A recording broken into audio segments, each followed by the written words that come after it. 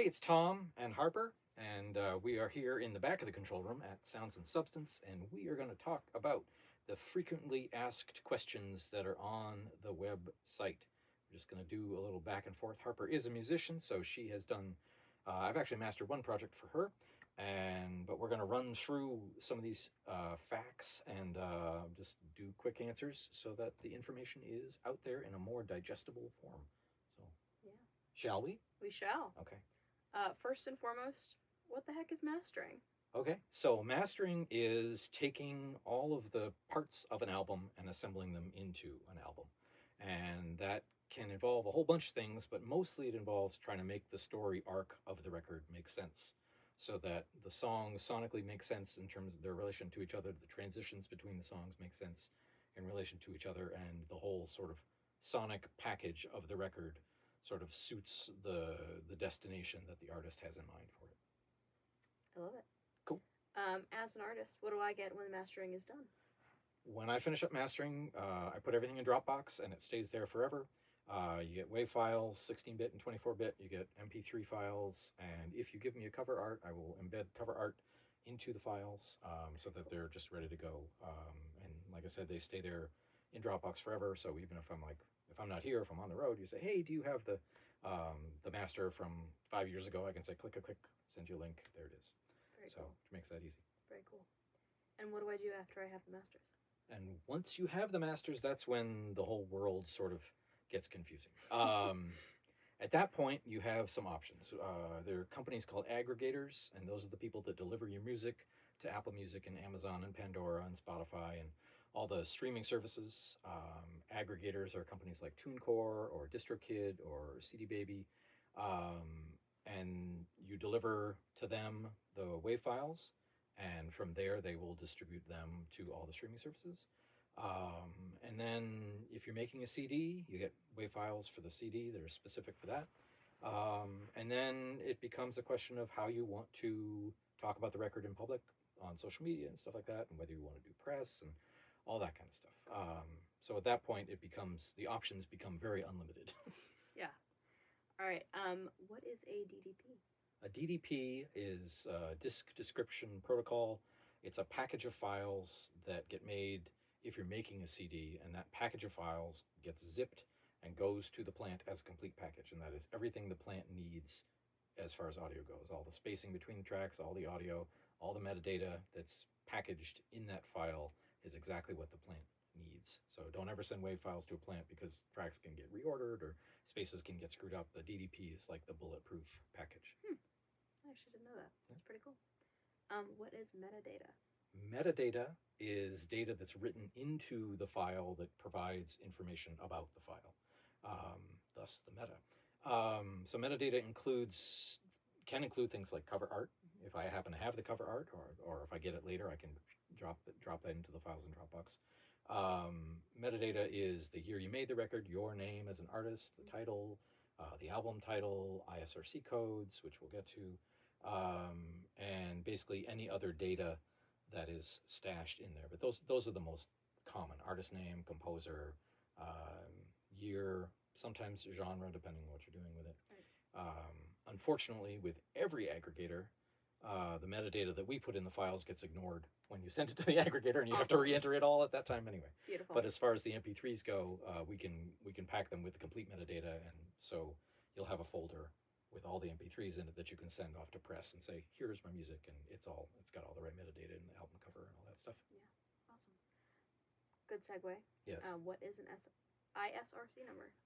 The ISRC codes are unique numbers that travel with each audio file. You can get them yourself. If you're going to release a lot of records, a lot of music, I think it's a good idea generally to buy an ISRC code, which you can get at usisrc.org. It's like $75 or something like that, and then you have you get your own code, and then you can numerically assign that sort of infinitely in time. So I have my own So it's code. A code as an artist that you can distribute to Yeah, whatever. or if you're a label, you can have your own code and assign it out.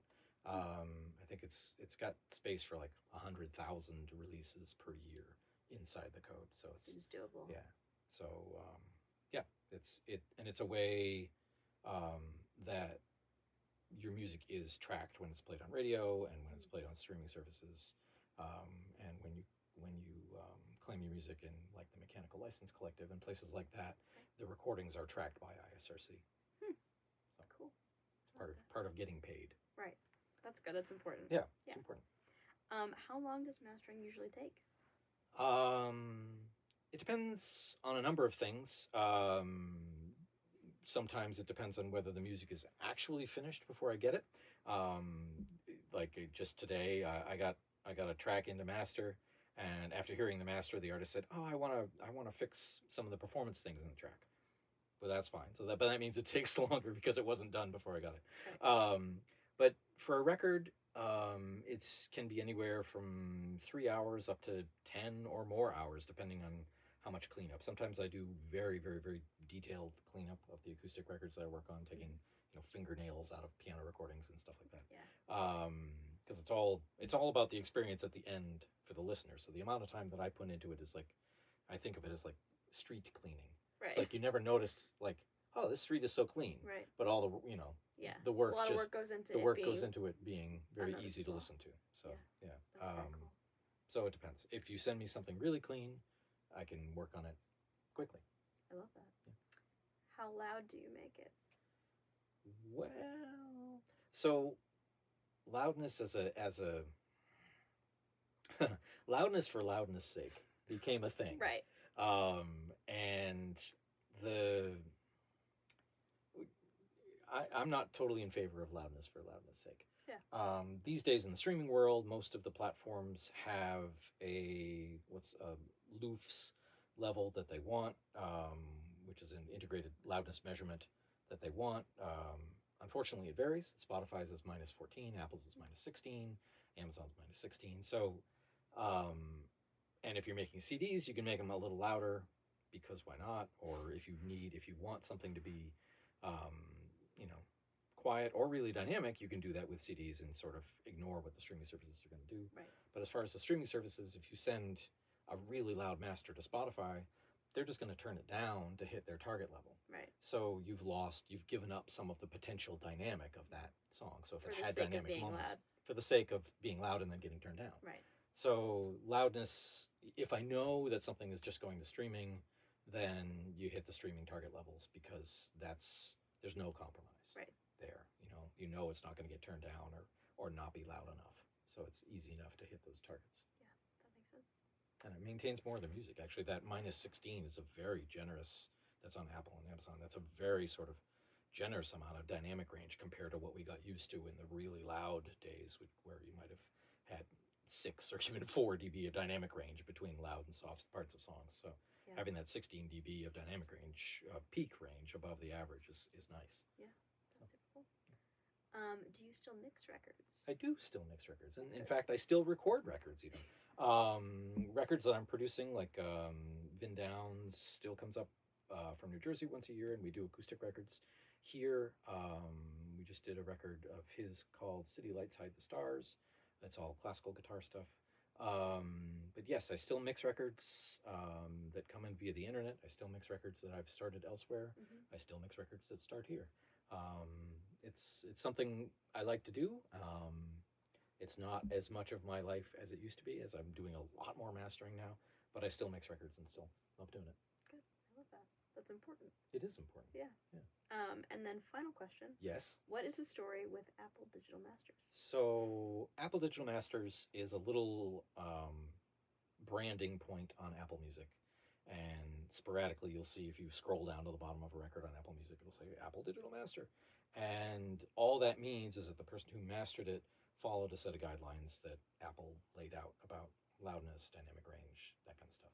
So I am on the big list with Apple, so I'm a certified Apple Digital Mastering House. Very cool. Which is fine and good. Like I said, I don't tend to make things screaming loud, right, which is what they want to avoid.